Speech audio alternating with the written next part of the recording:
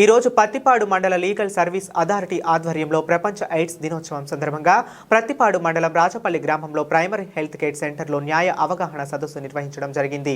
మండల legal service committee panel న్యాయవాది అవసరాల దేవి అధ్యక్షతన జరిగిన ఈ కార్యక్రమానికి ముఖ్య అతిథిగా డాక్టర్ పవన్ కుమార్ విచ్చేసి హెచ్ఐవి ఏ విధంగా సంక్రమిస్తుంది, దాని నివారణ చర్యల మీద అవగాహన కల్పించారు. ప్రభుత్వం అందిస్తున్న మందులు మరియు టెస్టులు కూడా ఏమీ అవగాహన కల్పించారు. ఆంధ్రప్రదేశ్ హెచ్ఐవి పేషెంట్లలో మొదటి స్థానంలో ఉండడం దురదృష్టకరమని, దీని నివారణ ఒక్కటే మార్గమని, హెచ్ఐవి సోకిన పేషెంట్ల పట్ల వివక్ష చూపకూడదని తెలియజేశారు. ప్యానెల్ న్యాయవాదులు బొగతా శివ మరియు బొంగులూరి మధుబాబులు మాట్లాడుతూ గ్రామంలో ఏ విధమైన సమస్యలు ఉన్నా వాటిని ఎమ్మెల్యేసీ దృష్టికి తీసుకురావాలని తెలియజేశారు. ఎయిడ్స్ వ్యాధిగ్రస్తులకు చట్టపరంగా అందే సహాయాలు వివరించారు. అనంతరం ప్యానెల్ న్యాయవాదులు ఏఎన్ఎంలు ఆశా వర్కర్లతో ఎయిడ్స్ను నివారించండి, సమాజాన్ని బాగు చేయండి అనే నినాదంతో గ్రామంలో ప్రదర్శన నిర్వహించారు.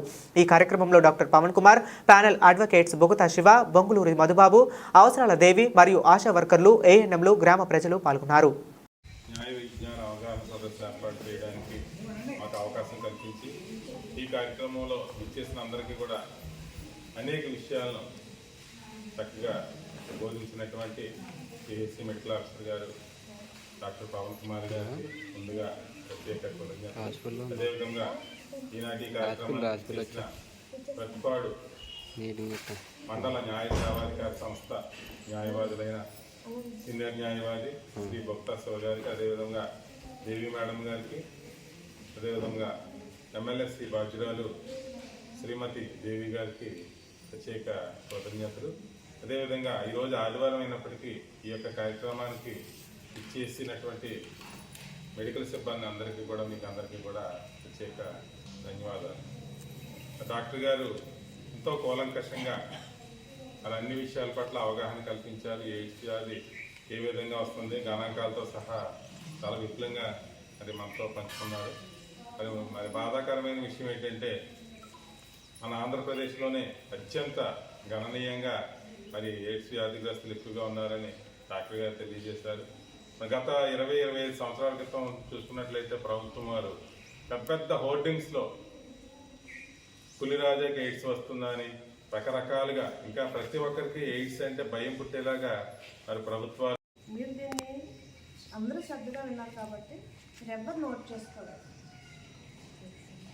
మీరు దీన్ని మీ ఊరికి వెళ్ళినప్పుడు మీరు వాళ్ళకి ఒక అవగాహన కల్పించాలి. అలాగే మెయిన్ ఏంటంటే ఆశా వర్కర్లు ఏమన్నా మీకే ఫస్ట్ ఐడెంటిఫికేషన్ అవుతుంది, ఎవరికి ఉంది, ఎవరికి లేదు, మీ స్ట్రీట్లో, మీ విలేజ్లో అనేది ఫస్ట్ మీకే తెలుస్తుంది.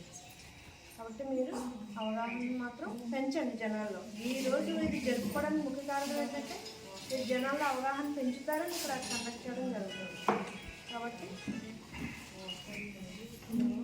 నెక్స్ట్ కార్యక్రమాన్ని ఉద్దేశించి మా బాగా సెక్రటరీ గారు న్యాయవాదులందరికీ కూడా నమస్కారం. అలాగే తోటి స్టాఫ్ అందరికీ కూడా నమస్కారం. మరి ఈరోజు డిసెంబర్ 1 అనగానే మనకి ముందుగా గుర్తుకొచ్చేది వరల్డ్ ఎయిడ్స్ డే. అంటే 1 డిసెంబర్ రోజు మనం ఈ డేని జరుపుకుంటాం. ఎయిడ్స్ డే ఎందుకు జరుపుకుంటాము అనేది మనం తెలుసుకోవాలి. 1988 నుంచి మనం ఈ కార్యక్రమాన్ని జరుపుకోవడం జరుగుతుంది.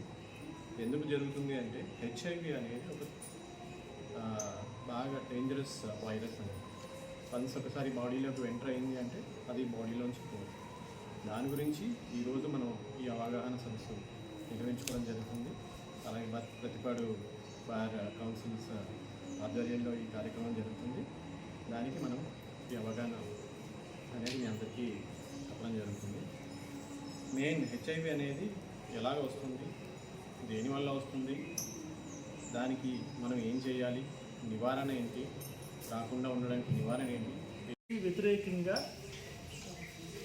మనం న్యాయ అవగాహన కల్పించడం కోసం అనేది ఉద్దేశించినటువంటి ఒక ప్రధాన ఉద్దేశం ఈ మీటింగ్కి గల ఉద్దేశం ఏంటంటే డాక్టర్ గారు వివరంగా చెప్పారు దీనివల్ల ఎటువంటి ప్రమాదాలు ఉన్నాయి, ఎలా అయితే రాదు, ఎలా అయితే వస్తుంది, దానివల్ల జాగ్రత్తలు ఏం తీసుకోవాలి, దీనికి మెడిసిన్స్ ఏంటి, ప్రభుత్వాలు ఏ రకమైనటువంటి సదుపాయాలు దీనివల్ల కలిగజేస్తున్నాయి. మా బాధ్యత ఏంటంటే ఇక్కడ ఎక్కువ మంది ఆశా వర్కర్లే ఉన్నారు కాబట్టి గతంలో కూడా ఇదే హాస్పిటల్లో మేము పెట్టడం జరిగింది వరల్డ్ ఎయిడ్స్ డే సందర్భంగా డిసెంబర్ 1 తారీఖు.